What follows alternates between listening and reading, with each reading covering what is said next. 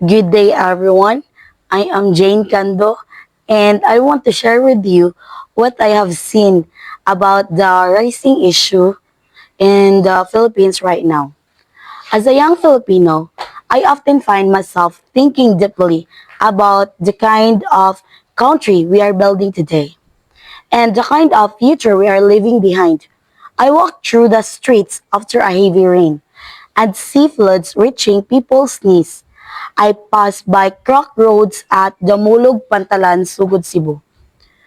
I watch my father's side every payday, seeing their hard-earned money reduced by high taxes. And every time I witness these things, I ask myself, is this the progress we were promised? Let's start with the first issues. Gas flood control projects. For years, billions of pesos have been allocated to protect our communities from floods. Yet, every time the rain pours, our streets spill into swimming pool, just like in the front of Viviana Elementary School in Danao. Children wade through dirty waters to go to school. Workers struggle to reach their offices, and families spend sleepless nights protecting their homes from rising water. It's disheartening to know that some of these projects exist only on paper. Ghost projects that consume public funds but never materialized in real life. What hurts most is the betrayal. The people pay taxes with the hope that their money will return to them in the form of safer communities. But instead, many find themselves losing their belongings, their safety, and sometimes even their lives to floods that could have been prevented. If only this project were real. Next, let's talk about substandard infrastructure. I've seen classrooms with leaking roofs and cracked walls. Classrooms where students sat on the floor because there aren't enough chairs. I've crossed bridges that shake when heavy trucks pass by, and walk on roads that look newly built yet already broken. It makes me wonder, are we really developing or are we just pretending to? Behind every poorly made building is a story of corruption, negligence, and greed. Contractors who cut corners, officials who turn a blind eye, and systems that allow mediocrity to pass as good enough. But good enough is never enough when people's lives are at stake. Our infrastructure are supposed to be symbols of progress, not reminders to incompetence. And lastly, there's the issue that hits every Filipino households, higher taxes among workers and consumers. It's painful to see how hard our people work, only to watch their salaries shrink because of deductions. Everything feels more expensive: food, transportation, education, even basic necessities. Yet, when we look around, it's hard to see where ghost taxes go. Public services remain poor, roads are still damaged, and many project remains unfinished. We're told that taxes are lifeblood of the nation, but what happens when that lifeblood is wasted? The ordinary workers bled for a system that rarely gives back. It's disheartening, but it's also a call for us to speak up and demand better.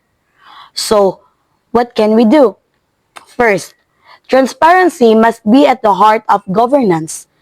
Every peso from taxpayers should be traceable. From approval to completion, the government should create digital public dashboards where citizens can monitor projects and budgets in real time. Second, strict accountability must be enforced. Officials and contractors involved and ghost or substandard project should face serious penalties, not just suspensions or warnings.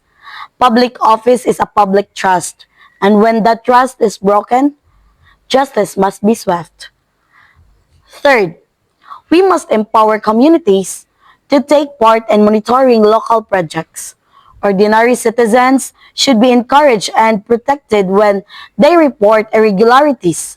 After all, who better to verify projects that the people who actually lives in these areas? And finally, tax reforms should be designed to protect the working class instead of burdening low and middle income earners. The government should strengthen collection from large corporations and ensure that funds are truly spent on improving public services, not lining the pockets of the corrupt. But despite all these challenges, I still believe there is hope, a silver lining. We, the youth, are becoming more aware. We no longer accept silence as an option through social media, through conversation like this. We are starting to question, to care, to demand truth.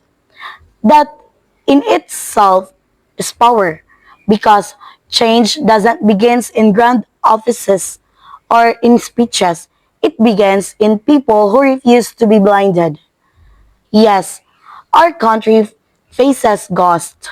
Not just ghost project, but ghost of dishonesty, neglect, and indifference.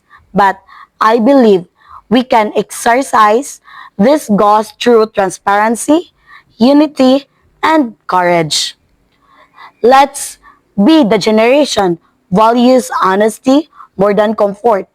The generation that rebuild trust between leaders and citizens.